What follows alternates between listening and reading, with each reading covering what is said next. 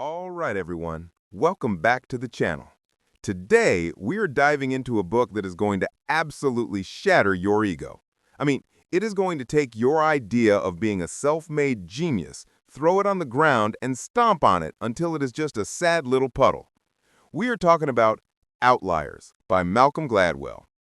Before we get started, do me a huge favor. You see that like button? It is lonely. It needs validation. Go ahead and click it. And while you're down there, hit subscribe so you can get smarter while pretending to work. Also, leave a comment below. Tell me if you think success is hard work or just dumb luck. I want to see you guys fighting in the comment section. It helps the algorithm and it entertains me. Okay, let's get into it. So, you know the story we're all sold growing up, right? The story of the self-made man.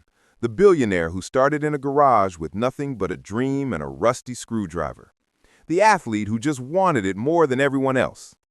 We love these stories because they make us feel like if we just grind hard enough, we can be the next Elon Musk or LeBron James.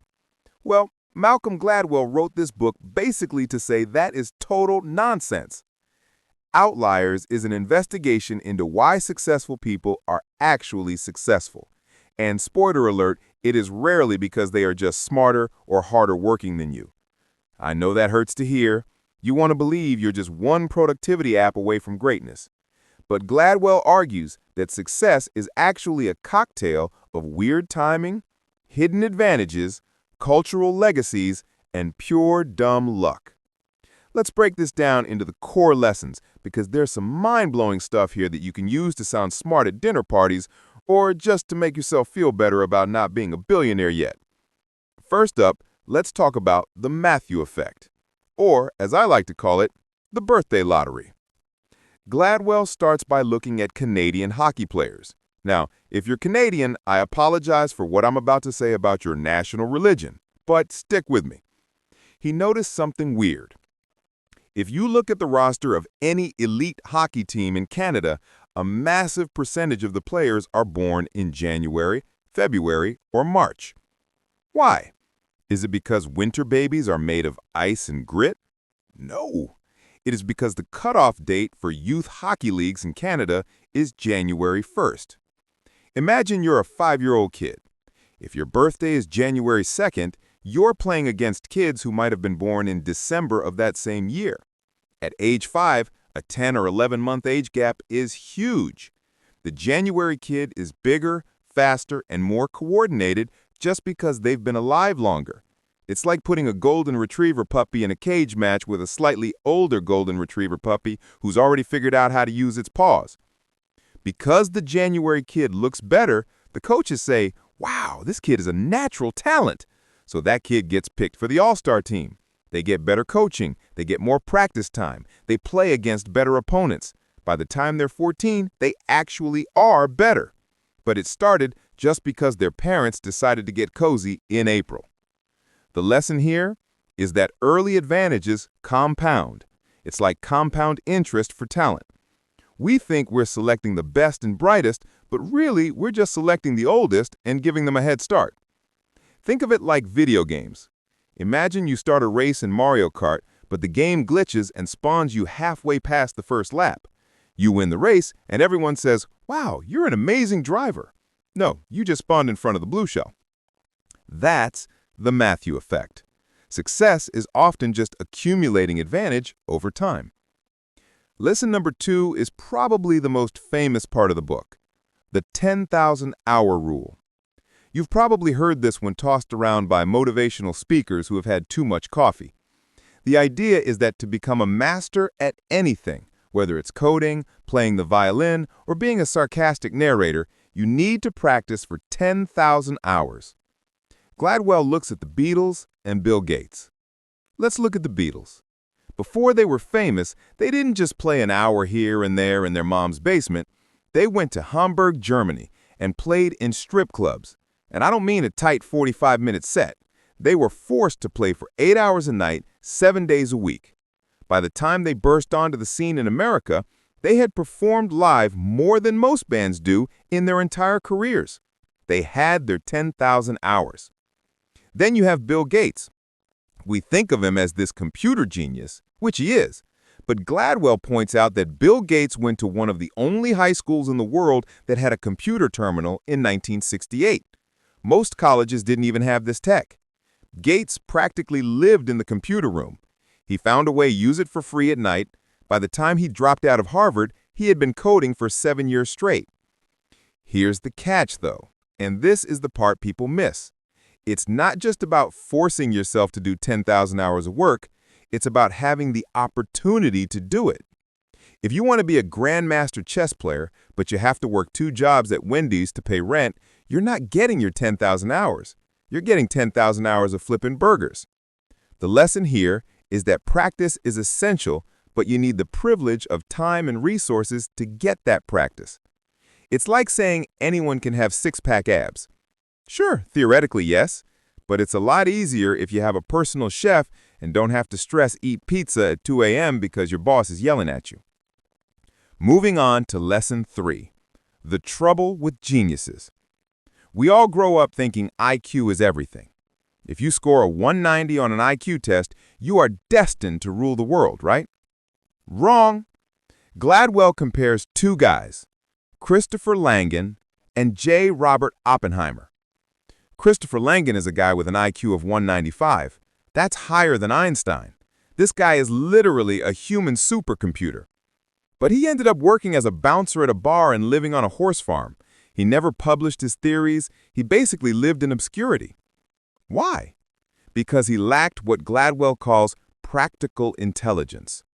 Langan ran into bureaucratic trouble in college. He lost a scholarship because his mom didn't fill out a form and he couldn't talk the administration into fixing it. He had a car breakdown on the way to class and the professor wouldn't let him move to a different section, so he just dropped out. He didn't know how to talk to people. He didn't know how to work the system. Then you look at Oppenheimer, the guy who led the atomic bomb project. This guy was a genius too, but he also tried to poison his tutor with an apple in college. I'm not making that up. He literally left an apple for his tutor. He got caught. Did he get expelled? Did he go to jail? No. His parents were wealthy and influential, and Oppenheimer was charming. He talked his way out of attempted murder. That's practical intelligence. It's the ability to read a room, negotiate, and get what you want. Gladwell's point is that analytical intelligence, which is your raw brain power, and practical intelligence, which is your social savvy, are 2 different things. And to be a massive success, you usually need both. Think of it like dating. You can be the most handsome guy in the world. You can have the jawline of a Greek god. That's your raw IQ. But if you open your mouth and start talking about your collection of preserved insects on the first date, you're going home alone. Practical intelligence is knowing that maybe you save the bug talk for the 3rd date. Or never. Probably never. Next up, let's talk about timing and demographic luck. This is the story of Joe Flom. Joe Flom was a Jewish lawyer in New York in the 40s and 50s. Back then, the fancy white shoe law firms wouldn't hire Jewish guys. They only hired guys named Chadwick or Preston who wore bow ties and went to the yacht club. These fancy firms handled all the dignified legal work, like taxes and corporate bonds. They refused to touch hostile takeovers and litigation because they thought it was dirty work. It was ungentlemanly. So Joe Flom and other Jewish lawyers who couldn't get jobs at the big firms started their own firms and took whatever scraps they could get. And the scraps happened to be hostile takeovers. Fast forward 20 years. The business world changes. Suddenly, hostile takeovers are the biggest, most profitable thing in the world. And who are the only lawyers with 10,000 hours of practice doing them? Joe Flom and his guys. The white shoe firms didn't know what they were doing. Joe Flom became massive. It wasn't that he was a better lawyer initially, it was that he was forced into a niche that nobody wanted, and then the market shifted to make that niche the most valuable thing on earth. It's like if you spent years becoming an expert in making sourdough bread because you had no friends and stayed home all the time, and then suddenly a global pandemic hits and everyone is stuck inside wanting sourdough bread. Suddenly, you're the coolest guy on Instagram. You didn't predict the pandemic. You were just weirdly positioned for it. Timing is everything. Gladwell points out that if you look at the list of the richest people in human history, a huge chunk of them were born within 9 years of each other in the 19th century. Why? Because they were the perfect age when the Industrial Revolution exploded. Same with Silicon Valley.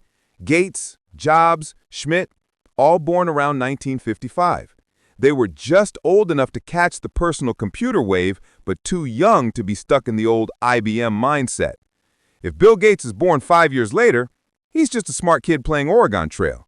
If he's born 5 years earlier, he's a middle manager at a typewriter company. Okay, let's get into the cultural stuff because this is where Gladwell gets a little spicy. Let's talk about rice paddies and math tests. Have you ever wondered why Asians are good at math? Gladwell argues it's partly language and partly farming. First, the language. In English, our number system is a mess. 11, 12, 13. What does 11 mean? It is a random word. In Chinese, the words for numbers are super logical. 11 is 10-1. 12 is 10-2. 20 is 2 tens. Because the language is logical, Asian kids learn to count faster. They can hold more numbers in their working memory because the words are shorter. It is a tiny advantage, but remember the hockey players? Tiny advantages compound. By third grade, the Asian kids are doing calculus, and the American kids are still trying to figure out why 13 isn't called teen 3. But then there's the rice. Gladwell talks about the history of rice farming in southern China. Rice farming is brutal. It is not like wheat farming in Europe, where you plant the seeds, pray for rain, and take a nap for 3 months. Rice requires constant attention. You have to fertilize, irrigate, weed, and harvest. It is 3,000 hours of work per year. It is precise and difficult. There is a Chinese proverb that says, "No one who can rise before dawn 360 days a year fails to make his family rich." This created a culture where hard work and persistence are valued above everything else. Now take that cultural legacy and apply it to a math problem. Math isn't always about being smart. It is about persistence. It is about looking at a problem you don't understand and not giving up after 5 seconds.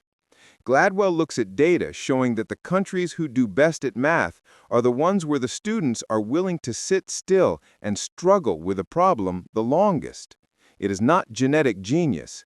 It is the cultural legacy of the rice paddy, the willingness to grind. It is the difference between a gamer who dies in a level and throws the controller versus the gamer who dies and instantly hits restart for the 500th time with a blank expression on their face. That second gamer is going to beat the game and probably pass calculus. Finally, let's talk about the summer vacation gap. This is the story of KIPP schools. We talk a lot about the achievement gap between rich kids and poor kids. We assume rich kids are smarter or have better schools. But Gladwell looks at the data and finds something fascinating. During the school year, poor kids and rich kids actually learn at roughly the same rate. The gap doesn't happen in the classroom. The gap happens in July. When rich kids go on summer vacation, they go to science camp, they go to museums, they read books. Their parents harass them with educational activities. They are still learning. When poor kids go on summer vacation, they might not have those resources. They might just hang out. They lose ground. They experience what is called the summer slide. Over 5 years of elementary school, those summers add up. By middle school, the rich kid is years ahead, not because they're smarter, but because they didn't stop loading data into their brain for 3 months every year. So the KIPP schools, which are experimental schools in low-income areas, decided to fix this by basically destroying summer vacation. They go to school from 7:25 a.m. to 5 p.m. They do Saturdays. They do 3 weeks in the summer. And guess what? It works. The kids perform at the same level as the wealthy suburban kids. But the cost is that they have to work incredibly hard. They have to give up their childhood to catch up to the kids who were born on third base. It is a sobering lesson. It shows that the system is rigged, but hard work can unrig it if you're willing to do insane amounts of it. So what is the conclusion here? What do we do with all this information? If you listen to this and think, well, I guess I should just give up because I wasn't born in January and my dad isn't a lawyer, then you're missing the point. The point of Outliers isn't that success is impossible. The point is that success is a team sport. We love to look at a successful person and say, wow, look at that lone wolf. Look at that singular genius. But nobody makes it alone. Every successful person is standing on a mountain of hidden advantages. They had the right birthday. They had the right cultural background. They had parents who argued with the school administration for them. They were born at the precise moment in history when their weird hobby became a billion-dollar industry. For us regular people, this means two things. One, give yourself a break. If you're not a billionaire yet, it doesn't mean you're a failure. You might just be swimming upstream against a current of cultural and demographic factors you can't control. You didn't get the 10,000 hours when you were 12 because you were busy having a childhood. That is okay. Two, it means we need to help each other. We need to create societies where you don't have to be lucky to be successful. We need to recognize that talent is everywhere, but opportunity is not. If we understand that success is about opportunity, we can try to give more people those opportunities. We can be the lucky break in someone else's story. Also, it means you should probably check when you're planning to have kids if you want them to be hockey stars. January people, aim for January. Ultimately, Gladwell teaches us that the world is a lot more complex and a lot more random than we like to admit. And honestly, I find that comforting. It's not all on you. You're just a character in a much bigger, stranger story. So go out there, find your rice paddy, put in your 10,000 hours, and pray for a little bit of dumb luck. That's it for the summary of Outliers. I hope this made you feel smarter, or at least gave you some ammo to argue with your relatives during the holidays. If you enjoyed this breakdown, please destroy that like button. It really helps out. Subscribe if you haven't already, because I've got a lot more books to ruin for you. And seriously, drop a comment. Tell me, what's your outlier story? Did you get a lucky break, or did you get screwed by the timing of the universe? Let's talk about it. Thanks for listening, and I'll catch you in the next one. Peace.